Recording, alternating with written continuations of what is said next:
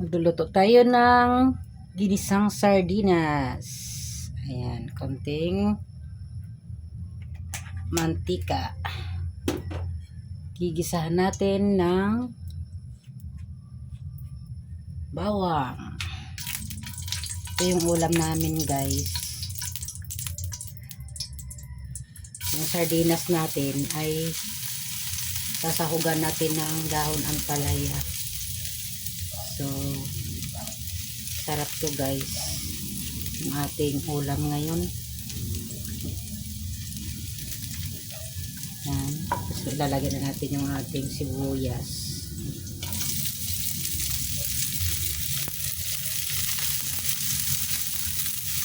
Isa lang. Sarap ng ating ulam ngayon.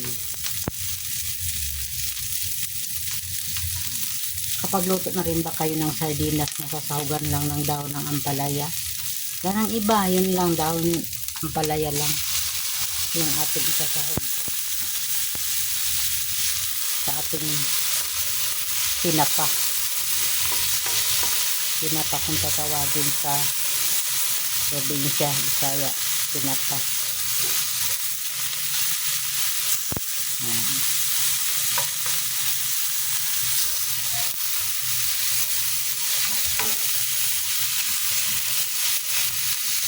Inangasan ng ating kamatis para luto talaga siya. Yung madalas guys sa ating niluto, kamatis po yung agad. Kaya kailangan lutuin natin ng kamatis. Ilagay na natin yung ating sardinas.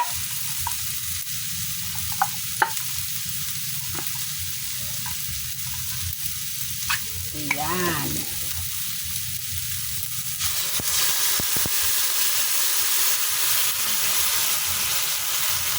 Malaking mega po yung ating gamit na sardinas. Ayan. Daming laman guys, oh. Ayan. 12 piraso na isda yung laman ng ating malaking sardinas. Ayan. Dito tayo maglagay ng tubig pang sabaw sa ating niluto. Punuin natin. Ayan. Masarap.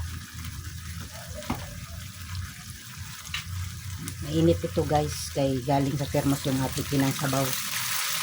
Ayan.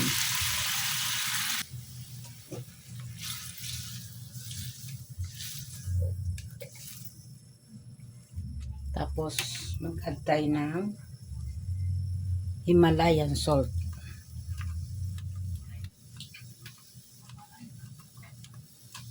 Yan, konti lang kay alat yan, at black pepper. Pampalasa. Lagyan natin. Pag kumulo ay lalagyan natin yung dahon ampalaya natin. Kumukulo na siya. Lagyan natin yung ating dahon ampalaya. Ayan.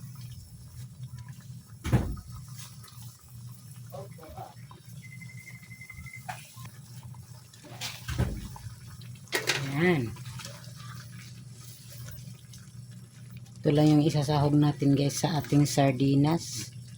Dahon ampalaya.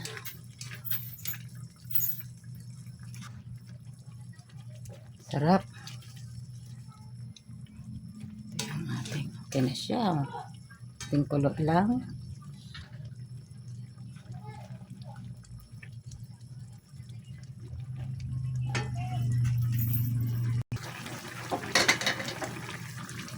Luto na.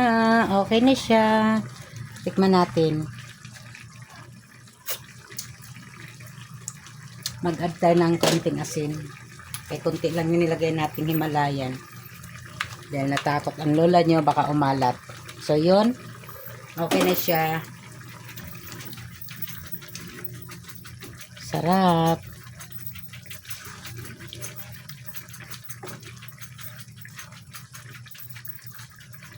Yan natin.